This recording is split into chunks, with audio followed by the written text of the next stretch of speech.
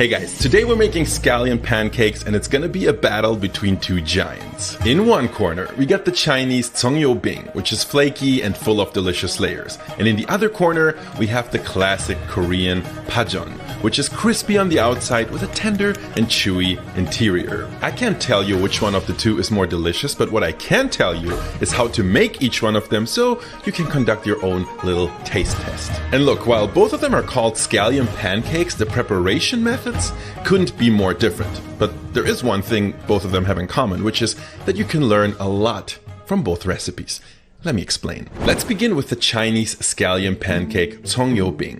It starts with simply mixing all-purpose flour with a bit of salt, nothing new here, but then you add hot water, almost boiling hot water actually, and mix everything with some kind of tool in order to not burn yourself, and then knead everything into a ball and let that rest for at least 30 minutes. So this hot water dough is the first cool thing we can learn. Normally when you think of wheat flour dough, it's usually, stretchy and elastic. Just think of pulling noodles or tossing pizza dough. That's all happening thanks to the magic power of gluten, which you can basically imagine like thousands of tiny little springs that connect to each other once you add water to flour. Or wait, maybe I should say once you add cold water to flour. That's because adding hot water actually has a strikingly different effect. What happens to the gluten is pretty much this.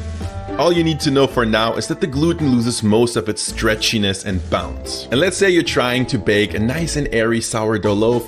That's pretty bad news because you need that elasticity to get the airy structure. But if, on the other hand, you're trying to, let's say, roll something out very thinly, this can come in like a huge help by giving you a lot more control over your dough. And that's why this type of hot water dough, also called tangmian in Chinese, is so popular for making all types of Chinese stuffed pastries and, even some types of dumplings. And I gotta say that there's also a little bit of difference in texture. A hot water dough is a lot more tender and less chewy than a cold water dough. The next step might seem a little bit weird at first. Into a little saucepan, I'm adding vegetable oil, a bit of flour, salt, and 5-spice powder. Now let me introduce you to fancy whisk, which some people say is the evil antagonist in the tiny whisk universe. We're gonna whisk everything into a homogeneous mixture and let that bubble away for just around a minute or so. What we get is pretty much the same as a roux, but in Chinese this is called you-su. It's a lightly flavored and slightly sticky mixture that we will be using to create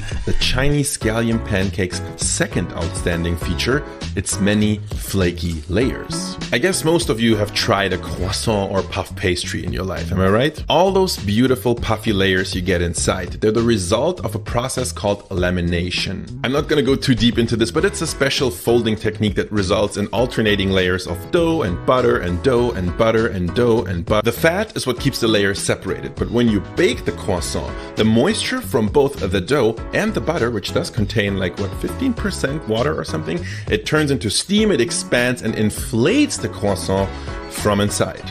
Hence puff pastry. But if you feel like thanking the French for their amazing invention, maybe think again. Similar designs for puff pastry have been around for centuries, all the way, from Yemen to the Indian paratha, all the way to the Chinese scallion pancake. That's right, in some ways it's a Chinese croissant, don't at me. Just one more thing before I show you how to get to the puffy layers, you gotta of course chop some scallions. Try finding the smallest and most young and tender scallions you can, and then take your time. Really, don't rush this. You wanna get those as thin as possible. Big hard chunks of scallions can become really annoying.